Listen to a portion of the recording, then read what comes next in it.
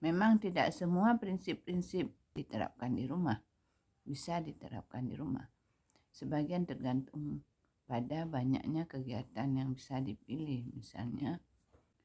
Misalnya anak menggunakan peralatan bermain yang sungguh-sungguhan, mengajari anak bila ada orang tua menunjukkan bagaimana cara menggunakan alat-alat itu dengan hati-hati. Misalnya anak menuang teh dalam cangkir, lalu membawa dalam baki, kemudian diberikan kepada ayah atau ibu atau saudara lainnya. Latihan ini penting agar dapat konsentrasi secara penuh untuk membangun percaya diri. Rencanakanlah dengan baik kegiatan atau kecakapan baru yang akan diajari kepada anak. Bagilah kegiatan kecakapan itu dalam langkah-langkah kecil. Kemudian, apakah yang dapat menarik perhatian anak terhadap kegiatan itu? Ajari pula agar anak bisa melihat sendiri kesalahan yang dibuat tanpa perlu diberitahu. Misalnya dalam mengajari anak cara menuang air ke dalam botol.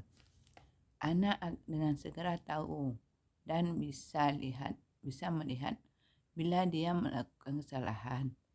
Itu bila melihat ada air yang tumpah ketika menuangkan dalam botol, ada airnya yang tumpah. Jika orang tua memberi contoh menggunting, perlambatkan gerakan, gunakan sedikit kata-kata.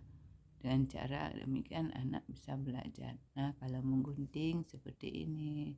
Nah, kita lihat apalagi yang menggunting di sekolah, dia akan udah ada pola yang diberikan guru, itu dia akan mengikuti sesuai dengan pola. Jadi guru harus memberikan contoh terlebih dahulu agar anak bisa menggunting dengan baik, dengan benar. Juga di rumah bisa diberikan juga gunting, untuk menggunakan gunting. Karena tidak semua anak bisa menggunakan gunting.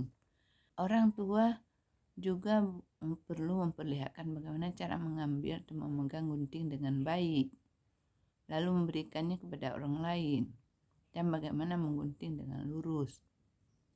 Sudah itu biarkan dia melatih diri. Mula-mula dengan mengikuti garis lurus yang tebal, lalu garisnya yang lebih tipis ya, garis melengkung, membuat lekukan, akhirnya mengikuti gambar. Nah, itu harus secara bertahap. Ini juga dilakukan secara bertahap. Makanya ini harus tahu, terutama guru ya di sekolah. Jadi bagaimana cara menggunting yang benar, bagaimana cara memegang gunting ketika membawa gunting, itu bagaimana cara membawa gunting supaya ketika ada temannya di depan tidak tertusuk gunting.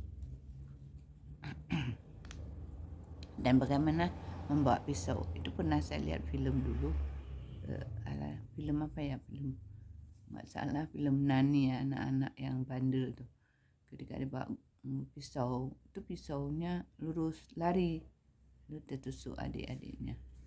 Nah, itu sangat bahaya.